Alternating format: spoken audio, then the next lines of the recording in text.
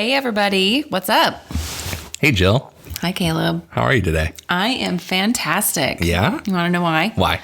Because we are going to be talking about something that is kind of current in the news, in the media today. So All right. we're going to be talking about scholarships. Yeah. Specifically, athletic I was gonna scholarships. say. And how do they work? Yeah. I think we'll talk about some of the general scholarship piece too, but not in great detail. I was talking with somebody recently and they brought up this question of like, how does this all go together and how do I think about it in this certain way? And so hopefully we can kind of clarify and simplify things for some families out there. Yes, I love it. Well, Yay. let's dig in. All right. Before we do, actually, Yes. I wanted to say tomorrow is Earth Day. Tomorrow is. Yes, the 22nd, April 22nd. Okay. And it's the 50th anniversary Wow. of Earth Day. Who knew? Yeah. You knew. I knew. What are your plans? You're the brains of the operation. Do you have anything that you true. could do? Anything that birthday? I can do. That you're planning I on don't know doing? what Or a tomorrow- resolution, maybe? I haven't thought about the rest of today. Oh my gosh. And you're just springing this on me. Yeah. I'm going to think on it though. Okay. Do you have any plans? One thing that I do like to do with my kids is just pick up around our house, like on the outside of our house. Since Sure. there's some new builds in the area, there's a lot of garbage that kind of just gets left on the ground. And, with the wind, it gets picked up. So it gets caught in the weeds and whatnot. So I just like to get a big bag, get the kids out there. Even the neighborhood kids sometimes like to join in. Drag them in. Yes. I like it. And then just clean up around us. Yeah. So That's great. that's what we like to do. We might plant a tree this weekend. We do want to plant a couple fun. trees, so that would be good. I've done that for Arbor Day at Yeah. one point or another, but not for Earth Day. Arbor Day, is that in the spring That or when is that? Arbor Day, I think, is in the fall. In the fall. Okay. It's been a while. Yeah. We'll have to verify that, folks. Whenever Arbor Day is, I'm going to the Arboretum in Overland Park because it is Yes. gorgeous. It is. I haven't been there for years, actually. It's worth the trip. Yeah, I'll have to go back. Don't Little they do a big endorsement. thing for Christmas? Oh yeah, they what do they even call it? I don't know, but it's beautiful. Yeah. They have candles. There are thousands of candles lining the walkway through the forest. Yeah. And you kind of go through and you see all these cool things. Yeah. And then they have local hot cocoa and local hot cider. And they have hay rides and Fun. Yeah, it's cool. A nice little experience. True. So yeah, you think about that. Maybe you want to start a compost pile. I don't know. Maybe. Keep it outside though. Oh, that's the key. That's the key. That's the key. That No would be wonder pretty Molly's been intense. angry with me. Right. I'm just piling it in our bedroom right now. No.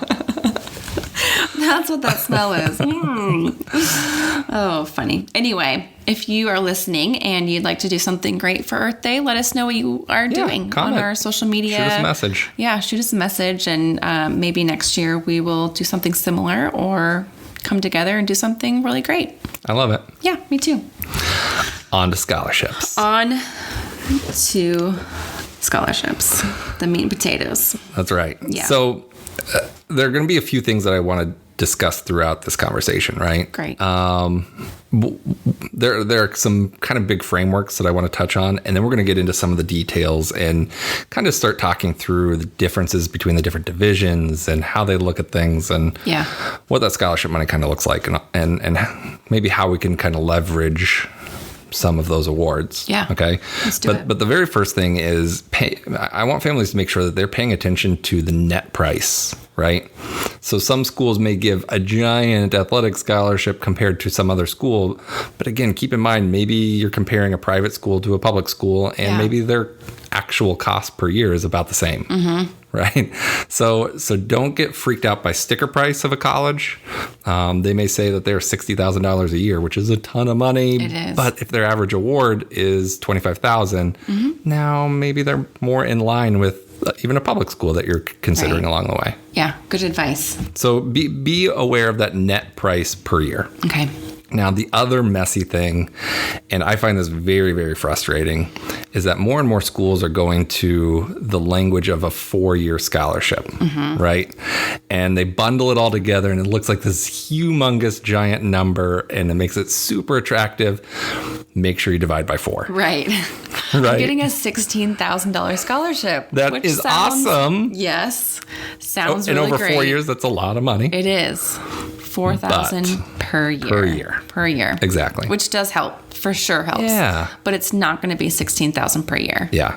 And I think there's a lot of confusion in just the language of how that goes forth. Like, I think a lot of families just don't understand exactly what that means, or they don't look at the little fine print after the big number, because clearly that's what the colleges want us to focus on, is that beautiful giant number.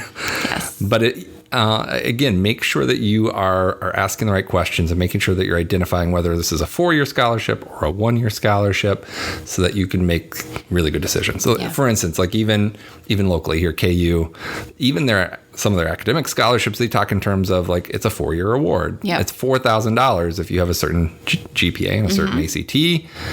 Oh, well, that's $1,000 a year, which is still good, right? Yep. Who's going to turn away free money? Right. I wouldn't. Not me.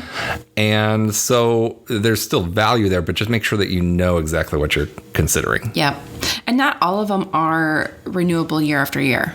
True. I mean, some of them could be, Yeah, some maybe. $4,000 for 1 year. Right. And exactly. So be aware of that too. I think most schools, most organizations have kind of tried to move away from the only freshman year scholarship, primarily just because they realized that retention dropped significantly because of it. Yep. You can afford it the first year, but then all of a sudden you can't, and now you're kind of out all that time and money. Yeah, and it's and really, I'm sure the student wants really to tough. continue. Oh, for sure. A lot of students want to go to the same school for 4 years. Some don't. Right. But yeah, if you want to keep your students at a certain college. Right. Well, and even think about it from this perspective, even if you transfer to a less expensive school at that point, well, maybe not all your credits transferred. So now instead of graduating in 4 years, now it's 4.5 or 5 years, or even more money. Even more money. Oh boy. Oh, it's that balance of looking for the long term and also making sure that you identify, can I afford it each year? Yes, absolutely. Each individual year. Yep. So, all right. Perfect. Well, thanks for letting me walk through some of that. I was going to say, thanks for bringing that up. So how does this kind of play into college athletics? Yeah. Like, how does that play? Right. And I think that's kind of what we want to address to some degree. We're in the midst of this global pandemic called COVID, and things are just different for some of the current classes. Class of 2021, in fact, NCAA and the NAIA. So just for those of you who aren't aware, the NCAA is primarily made up of 3 divisions. Yes. Division 1, which many of us think about. We think of the KU Jayhawks or the Wildcats of Kansas State or the Tigers of Mizzou. We think of those big schools, the ones that we typically see on TV, playing for national championships that everybody's kind of paying attention to particularly for like March Madness and things like that, right? So those are Division 1 schools. They are going to award the most money, and it's the most competitive, most selective. Okay. All right. Division 2, also very competitive, less scholarship money to award. And what kind of schools are we looking at there? So that could be a lot of different schools. Some of them are going to be private. Some could be like places locally, like William Jewell or St. Mary. Yep. But it could also be public schools too. So I think of like Pitt State, or I think of Emporia State or Northwest Missouri State or things like that. University? Ottawa is... I don't know what? Ottawa has always been NAIA, which we'll get to in a second. Okay, I'm jumping ahead of myself. Apologies. So generally, they're a little bit smaller state schools, or sometimes larger private schools, or just private schools that just, again, maybe they align more with those Division 2 schools. Okay. So Division 2 schools, still competitive. Generally, again, you're still going to be focused a lot of time and energy in that athletic world once you're in college. And just like you would Division 1, there's just maybe not quite as much fanfare. Most of the time, the campuses can still be pretty intense and still engaged with athletics, and it's a little bit more supportive, and oftentimes they're smaller universities. So maybe it's you actually know the athletes that's fun too, on the court or on the field, and you get to know them a little bit. So there's also an interesting aspect there. And then you have Division 3. Division 3 is very different than Division 1 and 2 in that they actually can't award athletic scholarships. Really? And we'll talk about how that kind of works and what that actually looks like here in a moment. But those tend to be a little bit more academic focused schools, generally speaking. Right, makes sense. A lot of them are smaller private schools, or you start looking at some schools like Wash U in St. Louis, right? Or University of Chicago, very academically minded universities. And they kind of want their students to be focused on that piece, even though they still have football and they still have lacrosse and they still have whatever. Yeah, it's just not super competitive. Yeah, it's a little bit different. Interesting. So no awards there. And then you have NAIA. Yes. And then junior colleges and things like that. Yes. Right. NAIA is the lesser known of athletic conference or division compared to NCAA. But a lot of NAIA schools are found here in the Midwest. Yeah. So a lot of the schools, the small private schools that you've seen, a lot of them are going to be NAIA. William Jewell, before they went Division II, was an AIA. Yeah. You have schools like Mid-America and Baker and Benedictine and Avila. Those are all NAIA schools, Park and Parkville. So Very a lot of cool. those local ones are that way. And they would be super competitive too. For sure. I mean, we've seen it. Oh, I've been to several great games. athletes show up at NAIA schools. Yep. It just sometimes maybe they're a little bit undersized, especially for Division I. But maybe the student wants to focus on academics as well, or they want a smaller environment, a smaller or they school. want maybe a faith-based institution. Things like that come into play when we start looking at more NAIA schools. Yeah. Yep. And so it just seems like there's a college for everyone, honestly. Oh, yeah. There's so many options out there if you want to play sports. Yeah. And it can be, it doesn't matter the level, it can be a great opportunity to build some of that camaraderie that students have gained during their high school years. Yeah. At the college level too, right? You get to know your peers really, really well. You build that team aspect. Yep. And you still get to do something you really enjoy. Super. And get a scholarship for it. Right. Exactly. Bonus. That is a win. Yeah.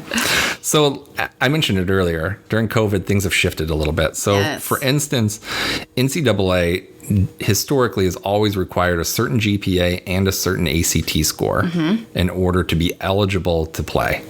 Now, sometimes you see like red shirt athletes. Yep. Sometimes those red shirts are, sometimes it's going to be an academic red shirt. Sometimes it's going to be an injury red shirt. But sometimes those freshman red shirts are people who may not have quite gotten either the GPA or their ACT quite where they needed it to, and they can't compete that first year, but then they can the second because their GPA in college is just fine. Yeah, that makes sense. Does that make sense?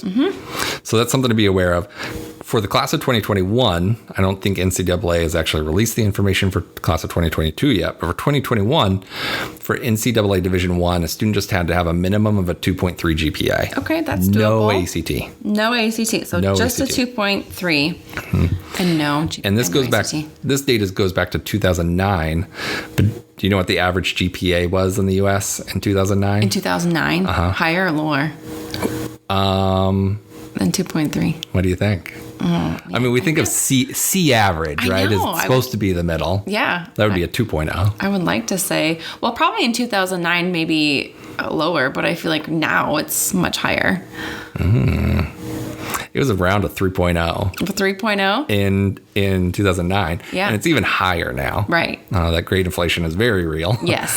And so we need to be aware of that. So at 2.3, many student athletes are going to be able to reach that minimum. Yes. Yeah. And then for Division II and Division III, their requirements are a 2.2 GPA. Yeah. So not a huge difference there. Usually the ACT difference is a bit more, and usually the GPA is even shifted a little bit more than just a tenth of a point. Yeah. But that's something to be aware of. And then the NAIA actually just went to a minimum of a 2.0 GPA. Oh, man. But then you have to maintain a 2.0 or higher in college in order to stay eligible. Yeah. So I feel like that's very doable. Oh, yeah. Very, very doable. Yeah. I mean, you're there to study, right? Right. Well, some. In theory. Some, In theory. Some students, some not. So those are some of the parameters and the expectations. Again, I'm very curious to see what's going to happen for 2022. I'm sure there are going to be some shifts and changes in that piece. But again, most students are going to be eligible. Yeah. Okay, Awesome. so that's a win. Yeah, absolutely. So then we can actually get to that scholarship piece. Yes. Can you touch on the piece that's, we think of athletic scholarships and we immediately think the award straight from football, all the big ones, yeah, right? for sure. But even specifically from the university, right? Right. That's like almost ubiquitous. Yeah. So tell us about this fun. other piece. So there's like so many scholarships for so many different sports, right? Sure. So let's get into some of the ones that are a little bit unusual. And awarded not by the university. Not awarded That's the by, key, yes, right? Correct. So you might have to look for them, but they're definitely out here. So there's one for professional bowlers, Yeah, the PBA. right? Like, They award a scholarship each year. that's amazing. Yeah. $1,000. Yeah, I'll take it. for sure. I Why not? still need the things on the side, so it's not for me, but Right. the gutters. What are they? The gutter check things. You need the oh yeah, what are those called? Bumpers? Yeah, I what they call definitely them? need the bumpers. I'm really bad. No at it. shame. I mean, I can get strikes every once in a while when I'm really concentrating. We know you can. Anyway, And then like fencing, fencing. right? Some outside scholarships for that's fun, fencing. yeah. That's pretty neat. This is a really interesting one. There's the Lee E. Shower Memorial Scholarship from the YMCA, provided by the YMCA. Guess what sport? Basketball? Any sport. Really? You just have to apply. Interesting. $12,000 scholarship. Cool. You just apply. That's awesome. Isn't that amazing? And any student athlete's eligible. Correct. Wow. Fun. That's amazing. Now, I do believe that's $12,000 over the course of 4 years. 4 years. Right? Thank So you. let's- I was going to yeah. ask that. Let's clarify that. Soccer by Massachusetts Youth Soccer Association. Perfect. Okay, Who I'll knew? take it. National Gymnastics Foundation for Gymnastics. Cool. That's cool. This is one that I thought was a little different, but really interesting. So the scholarship is NSHSS, Student Athlete Scholarship, given by the National Society of High School Scholars.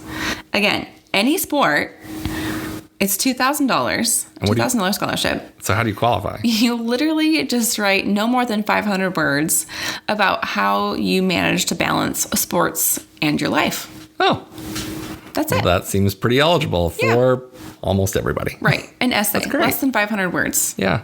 That's cool. Amazing. Yeah. You could And be doing- $2,000 Yes. for an essay. Yes. I love it. I do too. Hockey, Yeah. golf, women's golf is really Yeah, big. this is I've really heard there's cool. lots of scholarships So there. making sure you're looking for your state associations or Yes. professional sports teams, right? Like the hockey one you were just alluding to, Yeah. was awarded by the Pittsburgh Penguins. Yeah. Right. Really So cool. like check those out. They're gonna have some different pieces in there, and maybe you can get some cash that way. Yeah. I mean, even if you pick up one or two, that would be amazing. Right. That's For a little. sure. That's a little chunk. Yeah. Out of your big bill there. I love that. Me too. So let's talk about the institutional scholarships for Yes. athletics, because I think that's probably the bigger picture and probably on average the bigger dollar amount, at least at most schools. Yep. I agree. So the basic formula for this, I'm not going to get into all of the details, but basically in Division I, each coach is given a certain number of full ride scholarships that they can award for their sport. And it's kind of funny. I was looking at this earlier. Some of them are kind of random, like 12.7. Yeah, for sure. Well, there's that. What's 12.7 people? Like that's. Well, they can't put a wanna dollar round amount, up? right? So they're just trying to like be sort of fair, right? Yeah, So like yeah. you're It's exactly right. just so It's such a weird process. Yeah. But like a 12.7 scholarships for the basketball teams, Mm-hmm. right? So Division I can give, let's say that the college costs $20,000. Yep. They can give 12.7 $20,000 scholarships. Well, they can't give 0.7. Right. Or they can spread that out over 18 players. Yes. Right? Yeah.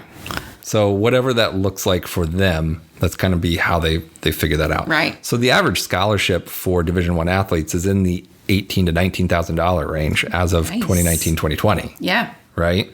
So Not bad. I think that is something to kind of keep your eye on. And again, they award athletic scholarships make up a big chunk of scholarships for students, right? Yep. I mean, Yeah. $4.2 billion. I almost said million because that would be a lot Right. ish, but billions of dollars. With the B. So again, make sure you're paying attention to those pieces when you sign a letter of intent as an athlete. Basically, that's when you've gotten the offer from the school, and this is where you're saying, "Hey, this is where I want to go." On there, it's going to state exactly what the scholarship is, and it should probably say per year Right. on it. Right. Pay attention. So how it's initially advertised is probably going to be in that 4-year range, right? So like, hey, we're going to give you $80,000 in athletic scholarship, except for that's over 4 years. Right. Right. In this particular case, we're talking about on the letter of intent that you're going to sign, it's going to be by year. Yes. Okay. So it'll say $20,000 on it. And that's just academic. I mean, I'm Just sorry, athletic. that's just athletic. Yes, Yeah. that's not academic. Yeah. So some students may still qualify for need-based scholarship. They Yep. still may qualify for other pieces. That's definitely a good point. And Yeah. I want to touch on that a little bit here in a second. Okay, great. NCAA Division II, again, smaller scholarship opportunities. Great. Again, still going to help fund your education, and you still Yes. get to have fun doing Yes, competing please. in the sport that you like. But the average awards are in the $6,500 to $8,000 range. Yeah, not bad. Still quite a bit of money. Yeah. Right? And that's per year, not over 4 years. Because I hate talking in terms of 4 years. Right. And even if you get injured during a sport, there are oftentimes still ways in which you can still keep your scholarship. Not always, but sometimes. Yeah, So keep that in mind. that's interesting.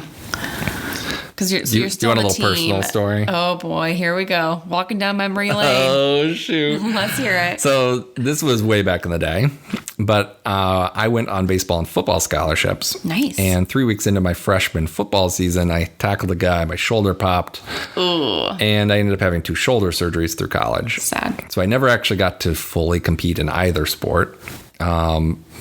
Football, I ended up keeping my scholarship all 4 years because I still volunteered and helped with the team. Oh, and nice. I was actually one of the guys up at the top of the press box Yeah. videotaping and stuff Oh, like that. perfect. It was kind of fun. Yeah. And I still loved, I knew the guys. I wanted Yeah. to go support them, and I would have been sitting in the bleachers watching anyway. So Fantastic. Yeah, that's it was a lot of awesome. fun. Baseball, on the other hand, I ended up foregoing after my sophomore year. Okay. Right. My freshman year, I kind of sat the bench and just kind of, after my surgery, just was around. Yeah. And my sophomore year, you know how people say that they run track?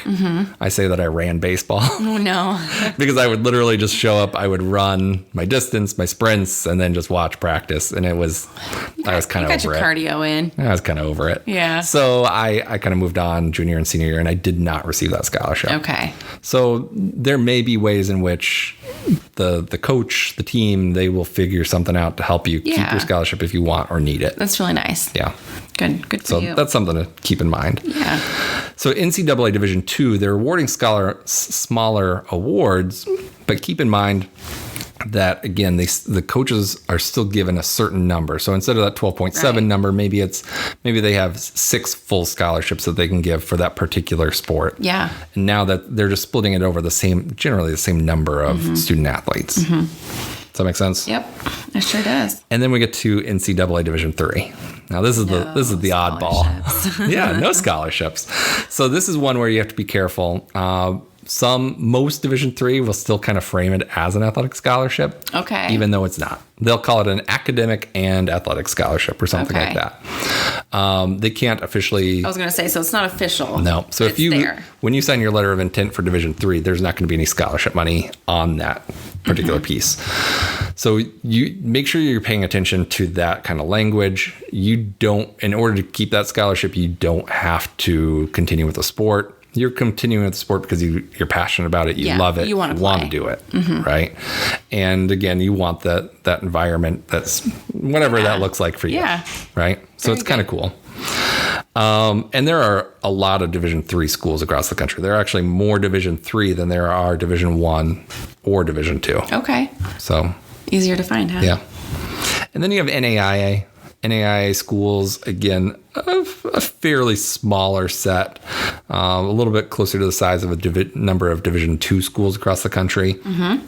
And their average awards are in right around the $8,000 mark. Yeah, not bad. So pretty comparable to Division II, maybe even a little bit more in some cases. Mm-hmm. Again, typically smaller schools, sometimes private, maybe more private than Division II, so maybe the net price is still a touch more. A little bit more, yeah. But it depends on the case. Mm-hmm. And again, oftentimes private schools do also award larger merit-based scholarships based upon your academics. Yeah. So if you're a high academic achieving student and an athlete, then you can really make you can have some dollars in your pocket there. In that for sure. Overall total. For sure.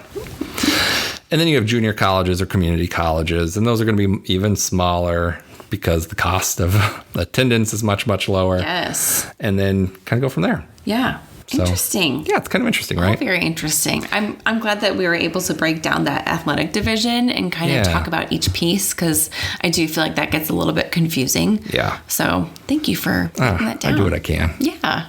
And then again, making sure that you're paying attention to some different pieces. If you are to be completely honest, if you're a high academic achieving student, especially at a Division II or NAIA school, you are going to be much more attractive to that coach. Yeah.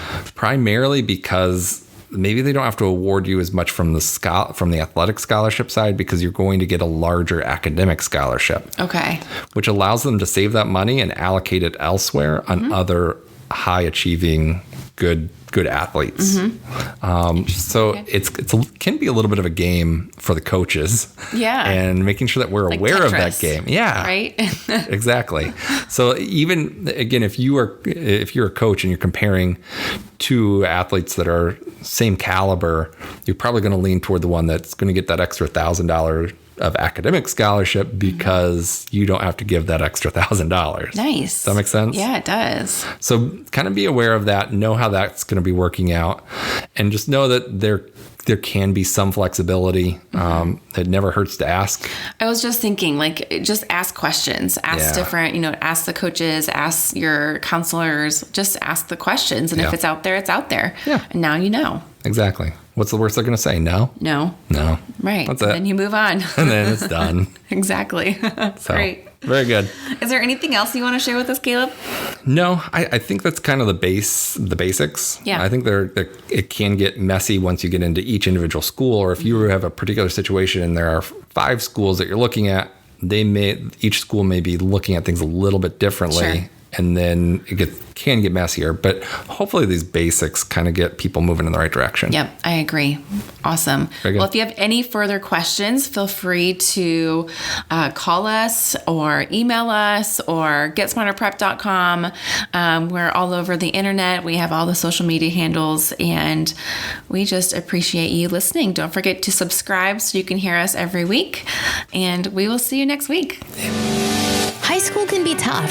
We'll help you navigate some of the areas you need help with, including the college preparation process, by providing advice for families. Every student is different and has a unique path. That's why we created this podcast. Our innovative and intentional approach builds confidence in the individual student. Listen each week to find out how students can score better on college placement tests with techniques and methods that build confidence, beat test anxiety, and identify strengths within each student. You're listening to Simply Smarter with hosts Caleb and Jill. Check out our blog at getsmarterprep.com for more college prep related topics.